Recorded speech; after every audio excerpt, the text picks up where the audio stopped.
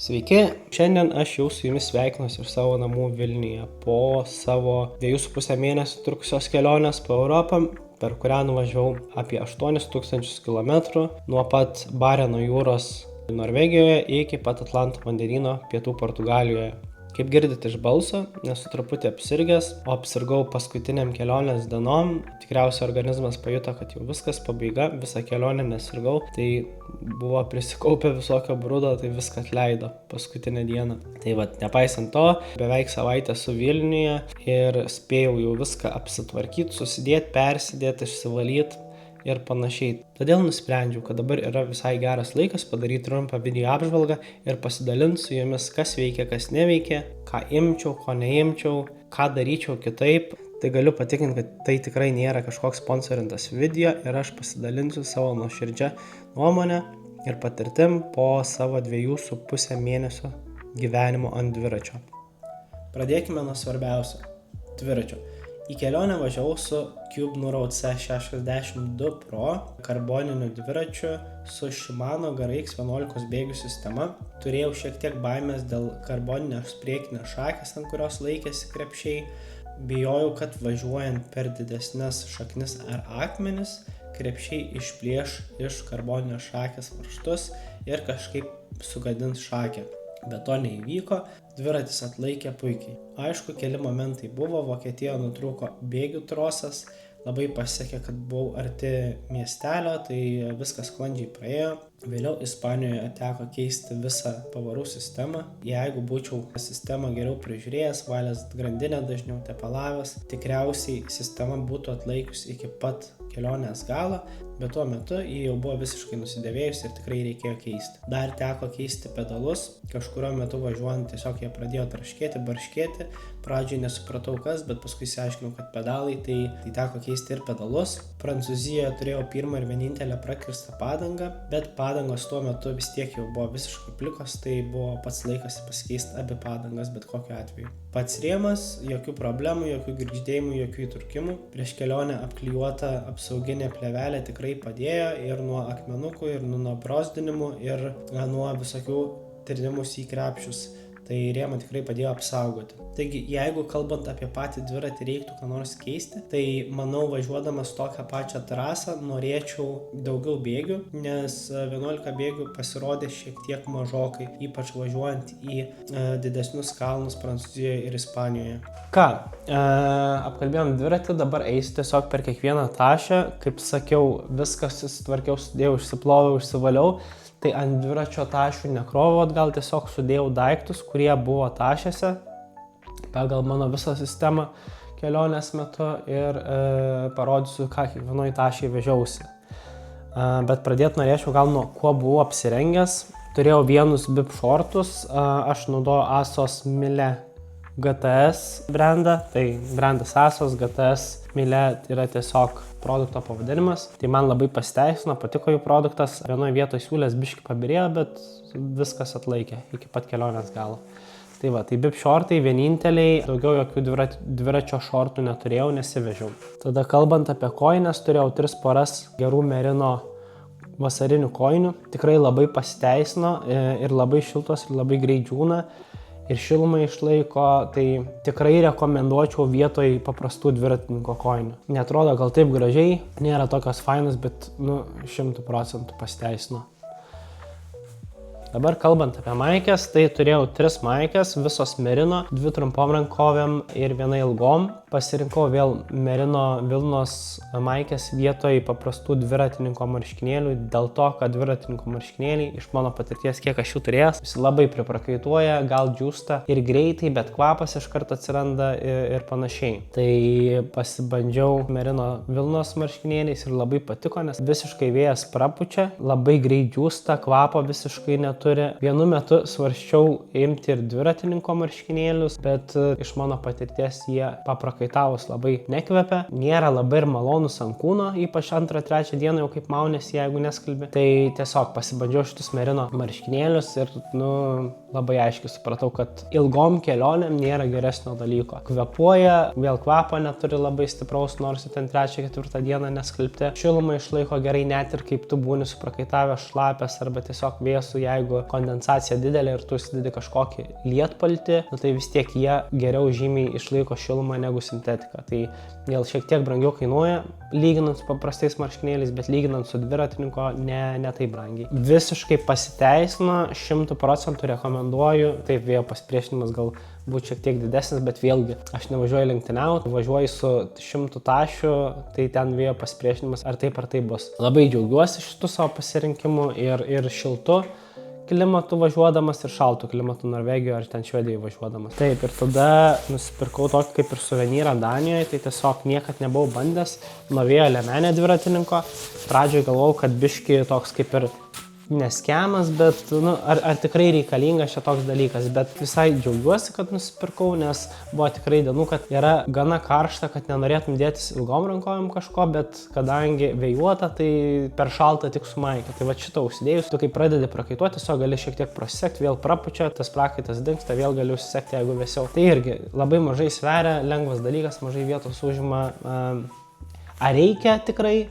Nemanau, bet ar padėjo man visai patiko. Taip, tai čia pagrindiniai dalykai. Dabar kalbant apie lietpaltį, tai Norvegijoje, Švedijoje vėlgi didžiąją laiko dalį pralijo ir lietpaltį tikrai norėjau imti, bet turėjau 2 variantus. Pirmas variantas buvo šitas audimo lietpaltis, tiesiog paprastas lietpaltis, nieko labai spūdingo, su kapišonu. Jis šiek tiek daugiau sveria, šiek tiek didesnis.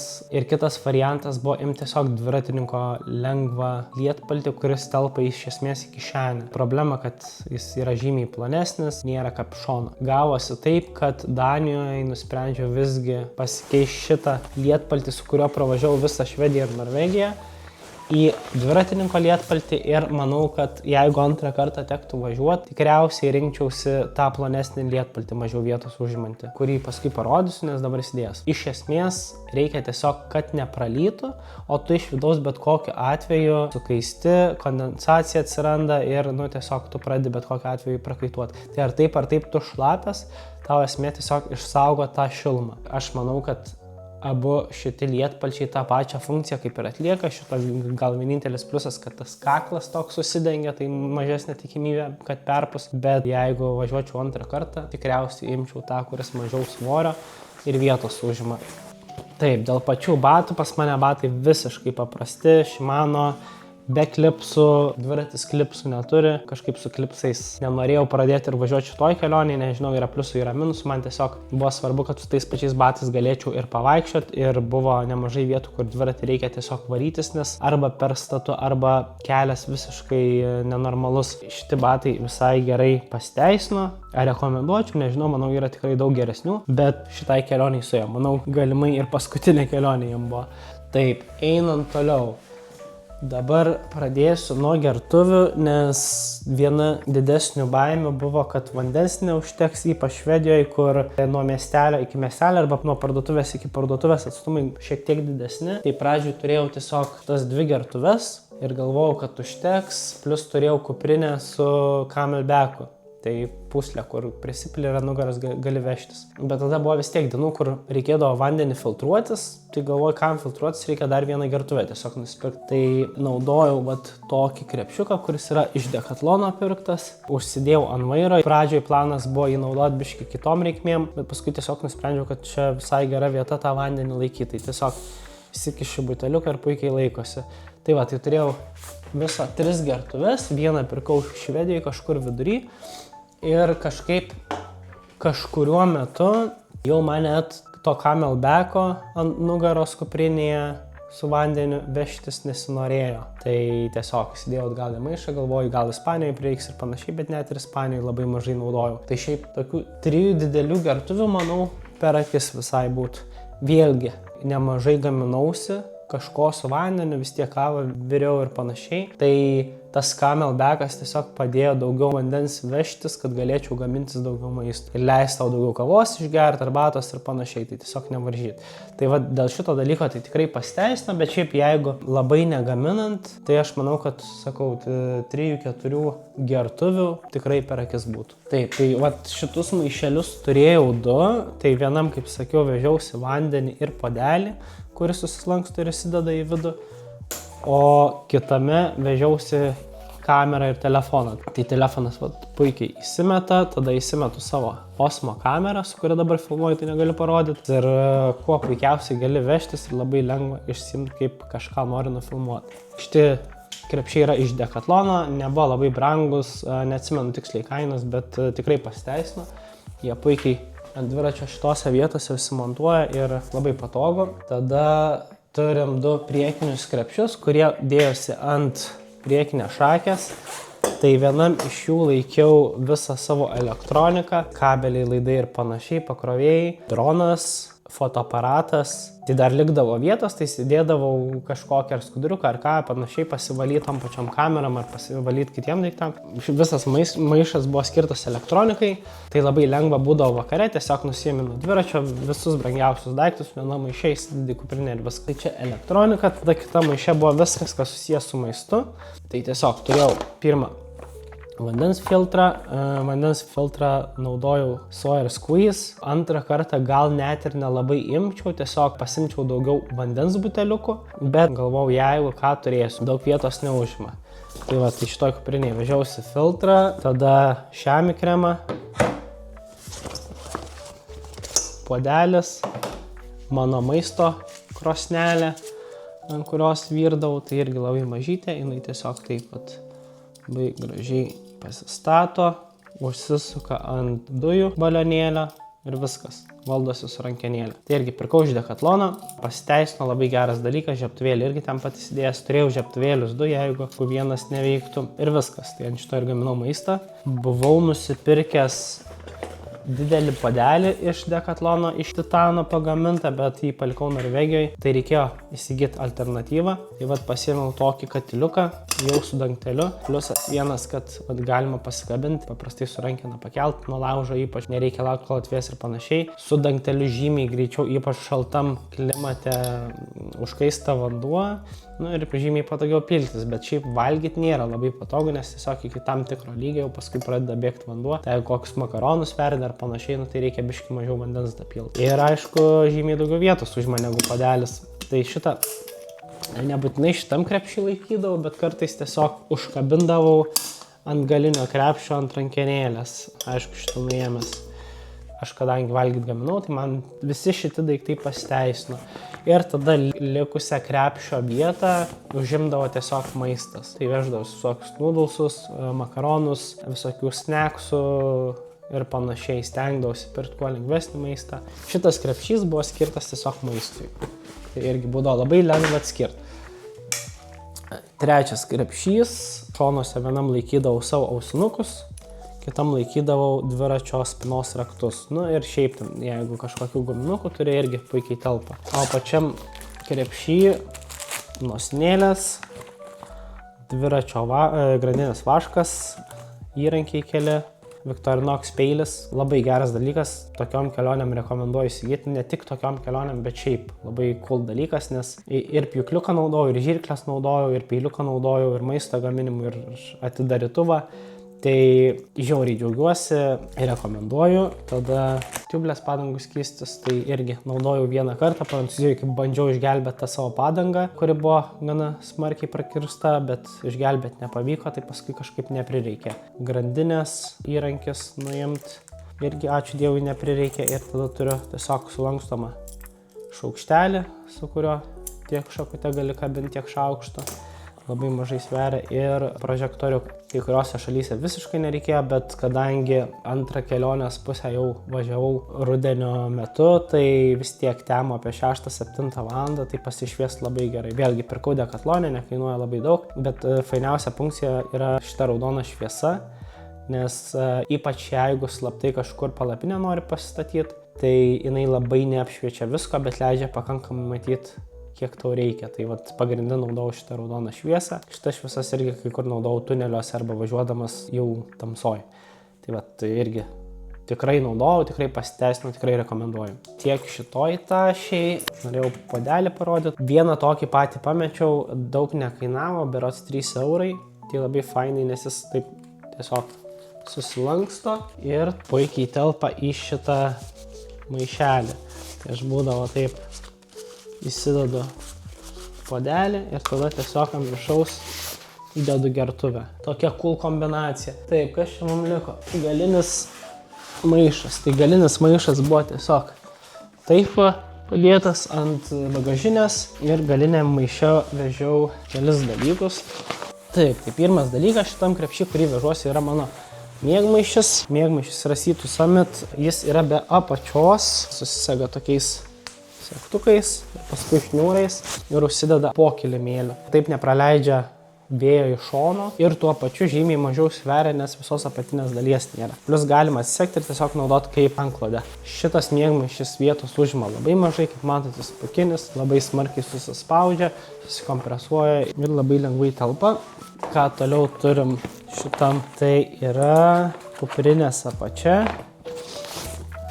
Mano kuprinės apačia, tiesiog aš ją taip suspaudžiu, suviniuosi ir įsidedu. Nėra ką labai rodyti, tiesiog palapinės apatinė dalis. Ir tada paskutinis dalykas, tai vandeniui atsparus maišas su mano visais rūbais. Šitas maišas irgi turi paskirtį, aš tiesiog persirengęs vakarui šitą maišą naudoju kaip pagalvę.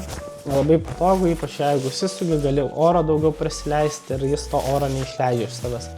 Pačia maiše irgi yra mano žeminė apatinė striukė, pufas toks, ypač vakarai šaltesnėse šalyse. Kartais net miegodavau su šitą striukę. Tikrai labai pasiteisino. Pradžiai dar svarsčiau, ar imti šitą striukę, ar imti flysą. Tai nusprendžiau, kad striukės užteks ir flysą nuėmiau, bet paskui vis dėlto supratau, kad be flyso nieko gero nebus, nes temperatūra kartais nukrisdavo iki 2 laipsnių, su lietum, su vėju, jausdavosi dar šalčiau. Tai parduotuvėje, vienoje, net ne parduotuvėje, degaliniai nusipirkau ir flysą. Tai irgi būtinai žiūrint į panašią kelionę rekomenduočiau. Vėl daug vietos neužima, labai lengvas. Net buvo nemažai dienų, kada flysą užsidėdavau ir važiuodavau ant dviračio. Tai jis šiek tiek vis tiek apsaugo nuo vėjo ir panašiai. Galima atsisekt, prasisekt, jeigu labai karšta. Žodžiu, geras dalykas. Tada tiesiog paprasti šortai, su kuriais miegojau ir leidau laisvą laiką. Taip, tada turim miego kelnes vėl. Aš, kaip sakiau, pasidariau merino fanas, tai nusipirkau ir merino miego timpas kelnes, su kuriom irgi šaltuose šalyse miegodavau. Važiavimų pačiam nenaudojau nei karto, bet miegojau turbūt 70% naktų su šitom kelnėm. Irgi labai rekomenduoju. Daug vietos neužima, daug nesveria, tikrai pagerina miego kokybę, ypač šiltesniu klimatu. Taip, ir tada dar viena merino maikė. Aš jas paskirstydavau, su viena miegodavau, su kita važiuodavau ir panašiai. Rekomenduoju tikrai. Dar viena ilgom rankom merino maikė.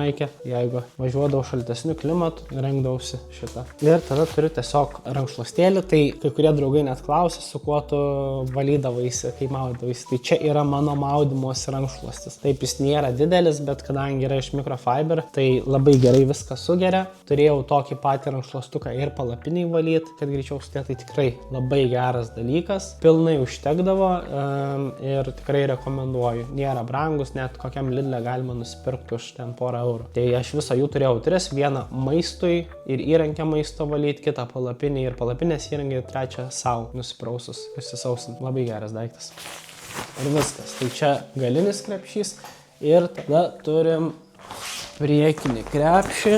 Tai ant priekinio krepšio viršaus, ant šitų gumų visada laikiau lietpaltį. Tai čia tas jau lengvesnis dviračio lietpaltis, jis susisuka iš visi tokį kumščio dydžio maišiuką.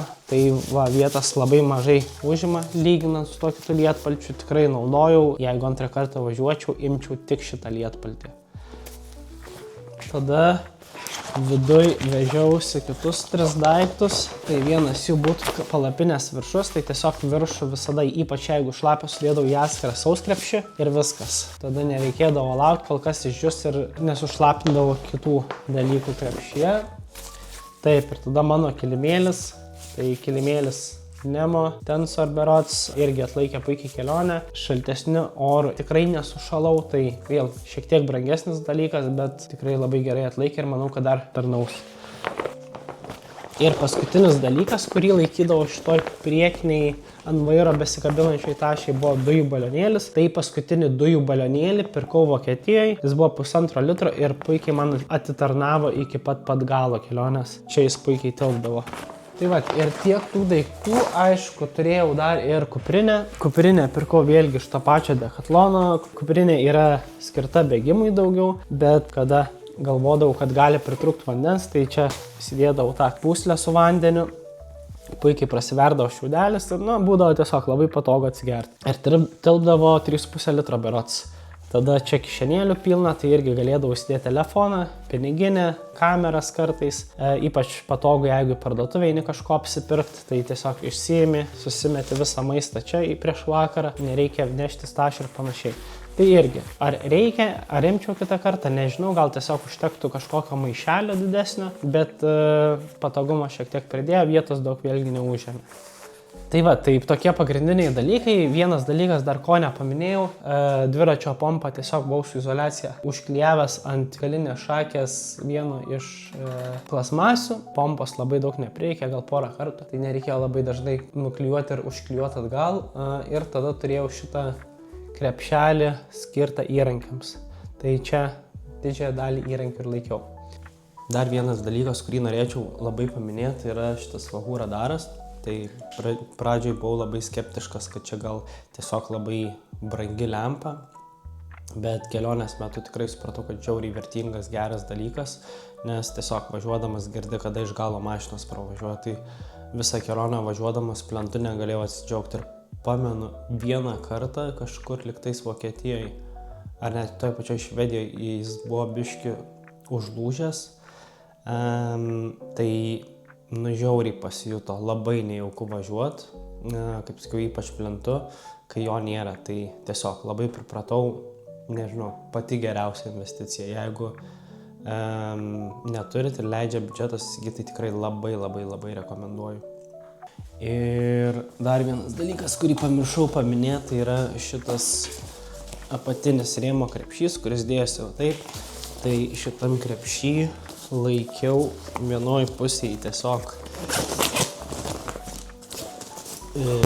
savo palapinės kuoliukus, kurie puikiai tilpo į tą krepšį. Tai tiesiog ir mažuosius kuoliukus, ir didžiuosius.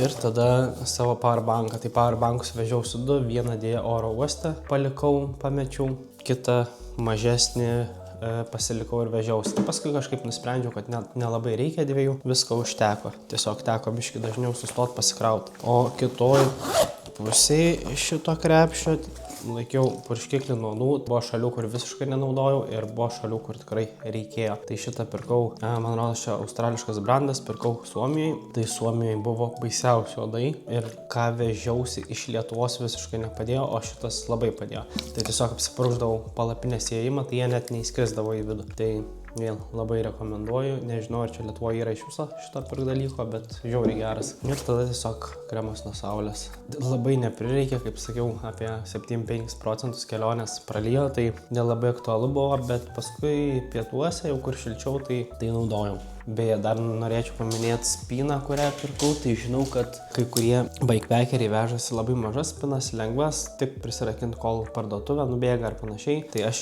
jau biški rimtesnę spyną vežiausi, berods Abus, tai irgi jinai nėra didelė, bet taip įsilanksto ir žymiai saugiau jaučiausi ir palikdamas nakčiai, tiek kempinguose, tiek kažkur miškuose, tiek prirakindamas prie parduotuvės ar kavinės kokios. Tai va, jis tiesiog įsimauna. Ir viskas, ir užsideda čia po dviračio rėmų. Dabar jau atrodo, kad tikrai viskas, aišku. Turėjau šalmą, akinius ir panašiai, bet tiesiog manau, kad yra paprasti dalykai, be kurių iš namų bet kokiu atveju neišvažiuosi. Tai šį kartą tiek, tikiuosi kažkam padės šitas video planuojant savo kelionę. Ir tada paprašysiu, jeigu video patiko, paspausti patinka ir subscribinti mano kanalą. Ir tada ką, iki kitų kelionių ir kitų kartų.